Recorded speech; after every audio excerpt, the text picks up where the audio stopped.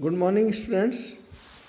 Myself, Dr. Rajesh Kumar, Department of Zoology, SPC Government College, Ajmer. Dear students, cell division अर्थात कोशिका विभाजन के अंतर्गत आज हम टाइप्स ऑफ सेल डिवीजन के विषय में चर्चा करेंगे।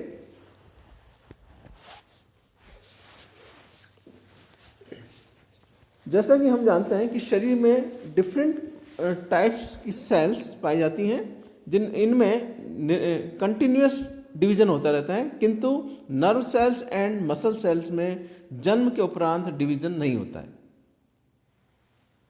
डिवीजन की क्रिया में एक निश्चित समानता पाई जाती है। इसी के आधार पर सेल डिवीजन को 3 प्रकार में डिवाइड किया जाता है।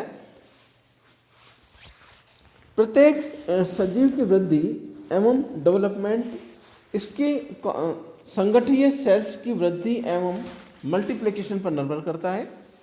एक सेल यूनिसेलुलर एनिमल्स में सेल डिवीजन केवल रिप्रोडक्शन तक ही सीमित होता है, जबकि मात्रक कोशिका अर्थात मैटरनल सेल से 2 या 2 से अधिक डॉटर सेल्स का निर्माण होता है। दूसरी ओर मल्टीसेलुलर एनिमल्स में एनिमल की ओरिजिन जाइगोट के द्वारा होता है। जब एक सेल अपने निश्चित आकार तक पहुंच जाती है तो इसमें डिवीजन होता रहता है और पुत्री कोशिकाओं का निर्माण होता रहता है। जब डॉटर सेल्स का आकार एक निश्चित सीमा तक पहुंच जाता है तो इसमें पुनः विभाजन होता है। इस प्रकार नई सेल्स की उत्पत्ति प्रीकर्सर सेल्स द्वारा होती है। सेल डिवीजन की प्रोसेस सभी सजीवों में एक समान होती है और समस्त इवेंट्स न्यूक्लियस में संपन्न होती हैं। प्रोकैरियोट्स एंड यूकैरियोट्स में 3 प्रकार के सेल डिवीजन देखे जा सकते हैं।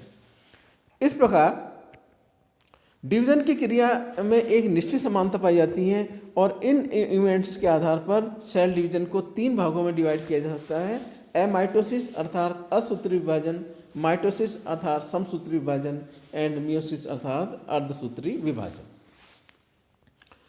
जैसा कि चित्र में दिखाया गया है, एमाइटोसिस अर्थात असूत्री विभाजन एक सेलुलर एनिमल्स और फीटल मेम्ब्रेन्स की सेल्स में पाया जाता है। एमाइटोसिस के दौरान केंद्र पहले कुछ लंबा हो जाता है, तत्पश्चात मध्य में एक कॉन्स्ट्रिक्शन आवागमन के निर्माण के फलस्वरूप इसकी शेप डम बेल शेप्ड अर्थात डमरू के आकार की हो जाती है। कॉन्स्ट्रिक्शन के ज़्यादा गहरा होने से न्यूक्लियस 2 भागों में डिवाइड हो जाता है। इस प्रोसेस के साथ साथ साइटोप्लाज्म में लगभग 2 भागों में विखंडित होकर 2 डॉटर सेल्स का निर्माण करता है। क्योंकि इस डिवीजन में न्यूक्लियर इवेंट्स का पूर्ण अभाव होता है, अतः यह सेल डिवीजन अत्यंत सरल प्रकार का होता है। यह डिवीजन अधिकतर असाधारण परिस्थितियों में ही देखा जा सकता है। इस प्रकार के प्रत्यक्ष सेल डिवीजन से पहले न्यूक्लियस डिवीजन होता है, फिर साइटोप्लाज्म का डिवीजन होता है। इस प्रकार का division protozoans and embryonic membranes की सेल्स में पाया जाता है। डिवीजन के प्रारंभ में न्यूक्लियर मेम्ब्रेन लंबी हो जाती है। न्यूक्लियस के मध्य कॉन्स्ट्रिक्शन होता है। न्यूक्लियर डंबल के समान दो भागों में लंबा हो जाता है। कॉन्स्ट्रिक्शन धीरे धीरे गहरा होता जाता है। अंत में 2 न्यूक्लियस निर्मित हो जाते हैं। इसी के साथ साथ साइटोप्लाज्म में भी विभाजन होता है। अंत में 2 एक समान डॉटर सेल्स का निर्माण होता है। इस डिवीजन के दौरान न्यूक्लियर इवेंट्स एब्सेंट होती हैं, जैसा कि चित्र में दिखाया गया है। नाउ सेकंड, माइटोसिस अर्थात समसूत्री विभाजन। इस प्रकार का division gonads, muscle cells and nerve cells को छोड़कर अदर सोमेटिक सेल्स में पाया जाता है। माइटोसिस द्वारा ही कोशिका शरीर की ग्रोथ, ऑर्गन का रीजनरेशन एंड नष्ट पुरानी कोशिकाओं का नई कोशिकाओं में प्रतिस्थापन होता है। माइटोसिस का समय डिफरेंट स्पीसीज एंड एनवायरनमेंट में डिफरेंट होता है। 6 मिनट से लेकर कई आवर्स तक इस माइटोसिस को कंप्लीट होने में लगते हैं। सामान्यतः विभाजक चक्र 16 आवर्स में पूर्ण होता है। सेल डिवीजन की अवस्थाओं और सब अवस्थाओं की अवधि डिफरेंट प्रकार की कोशिकाओं में अधिक होती है। इस प्रकार माइटोसिस में पेरेंट सेल्स का प्रतिलिपिकरण होता है, अर्थात रेप्लिकेशन होता है, जिसमें जीनोटाइप एंड फिनोटाइप की दृष्टि से एक समान पुत्री कोशिकाओं का निर्माण होता है। सर्वप्रथम न्यूक्लियर डिवीजन को स्ट्रासबर्गर ने 1870 में प्लांट सेल्स में और साइंटिस्ट फ्लेमिंग ने 1882 में ये एनिमल सेल्स में देखा, इनका वर्णन किया। और डिवीजन के दौरान होने वाले क्रोमोसोम्स के व्यवहार का अध्ययन साइंटिस्ट डार्लिटन के द्वारा किया गया।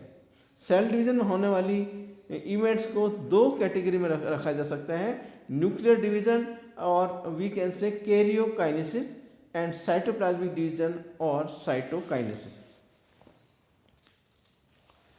Now third type of division known as meiosis और अर्धसूत्री विभाजन। इस प्रकार का डिवीजन जीवधारियों में गैमेट्स के निर्माण के ठीक पूर्व होता है। इस प्रकार के डिवीजन में क्रोमोसोम्स का डुप्लीकेशन केवल एक बार जबकि डिवीजन 2 बार होता है। डिवीजन से एक पेरेंट सेल से 4 डॉटर सेल्स का निर्माण होता है। प्रत्येक डॉटर सेल्स में क्रोमोसोम की संख्या पेरेंट सेल की तुलना में आधी रह जाती है।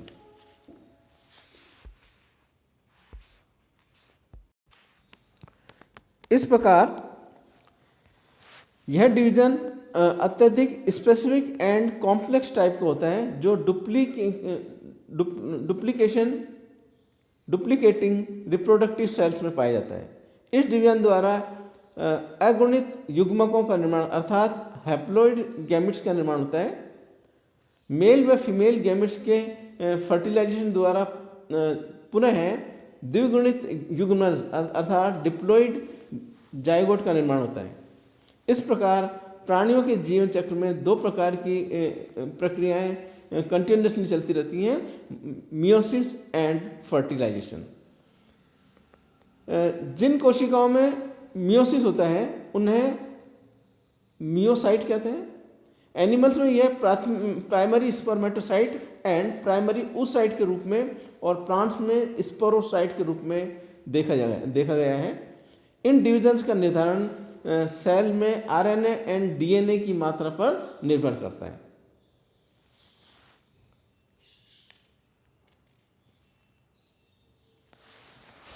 नाउ इस प्रकार कोशिका विभाजन की क्रिया में एक निश्चित समानता पाई जाती है और इन घटनाओं के आधार पर सेल डिवीजन को एमाइटोसिस अर्थात असूत्री विभाजन, माइटोसिस अर्थात समसूत्री विभाजन एंड मियोसिस अर्थात अर्धसूत्री विभाजन के रूप में अध्ययन किया जा सकता है। नेक्स्ट लेक्चर में हम phases and process of mitosis, structure and functions of spindle apparatus and anaphasic movement के विषय में चर्चा करेंगे। धन्यवाद।